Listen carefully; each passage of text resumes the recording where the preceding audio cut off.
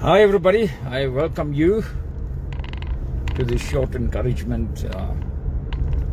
What has the Lord laid in my heart today to bless you? We just came out of a 7-day sacrificial fast, and I just want to encourage you that God is real. He's true to His word. Signs, wonders and miracles are for today. Never ever lose faith in that. Maybe your healing is taking long. Your answer is delayed. I ministered yesterday when Daniel prayed. The Bible said the first day when Daniel prayed, God heard his prayer. But the delay was because of angelic fights in the atmosphere between the wicked forces. If Daniel gave up praying the second day, third day, he wouldn't have got his answer. He continued the process of praying. So I spoke a little on Esther, called a 3 days fast, when the decree was given by the king to execute. Haman prepared a gallows for Mordecai. And when the fasting took place, the king made a decree, and also the law at that time was that nobody can come to the king unless they summon, unless they call. Esther prayed to the King of Kings before she approached the king, and she found favor in the sight of the king. And the king reversed that decree against the Jews. And the very gallows, 23-meter high, to hang Mordecai, Haman constructed that. Haman ended up hanging on the same gallows. The irreversible became reversible. Whatever the enemy tried to do backfired. Fasting and prayer is a vital link for answered prayer. Fasting and prayer is so important that it engages heaven on earthly matters. Fasting does not draw God to you.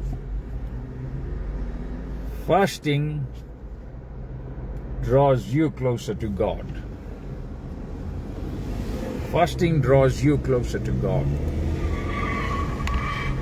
It aligns you with godly purpose and provision. I've seen the hand of God moving in these 7 days. We had a service on Tuesday, we had a revival service on Friday. Place was touched by God. People were slain without we even touching them. True slain. Nobody pushing anybody down. The awesome weighted glory, the awesome weighted presence of God filled the atmosphere. People were praying boldly. People that were shy, that you couldn't even hear them praying, suddenly opened their mouths and prayed. Like the day of Pentecost. I sent a testimony of a lady that just got diagnosed with a tumor. And when I laid my hands on this lady, she went for a retest and the tumor disappeared. The anointing was so tangible, so tangible. I want to encourage you as I close. Never confront a situation. Never go into a business. Never make very important decisions and choices. Never confront your boss for an increase. Never confront your boss for promotion. Never even go and purchase a new car or a new house without first waiting on God. Who knows? Who knows? Who knows? But God knows that you might want to go and buy a car for 500,000, and God has a divine appointment. You can get the same car for 300,000. I've seen it. I've seen it happening. Once I went and bought a ML63 V8 bi-turbo. I always loved that speed, you know, 320 on the clock, super speed, power, 400 kilowatts. Always loved that car. 6 years ago I went and bought it. I offered the guy in Pretoria this amount of money. He laughed at me. I put my foot on that car and I drove that car. I loved that car and I said, God, this is the car I want. After 3 months, the guy phoned me and he said me, come and take the car away. I believe God gave him sleepless night. I took the car away at the price I offered him. My house that I bought in 2008, the estate agents were there. The house was going for 1 million something. And I said, no, I can only offer you 700,000. The amazing thing is that estate agent said, let's hold our hands and pray, because they know we are Christians. Within 20 minutes, they phoned me back and said, the lady said, take the house for 700,000. I bought a Porsche about 5 years ago. The lady made a mistake. It was a company car. By 100,000, she made a mistake. I go there, rush to Vereeniging, and the lady said, I apologize, I made a mistake. The price is not, it's an extra 100,000. And the CEO of that company, it was his car, heard what the lady saying to me. The CEO came to me and said, take the car at the price that this lady said.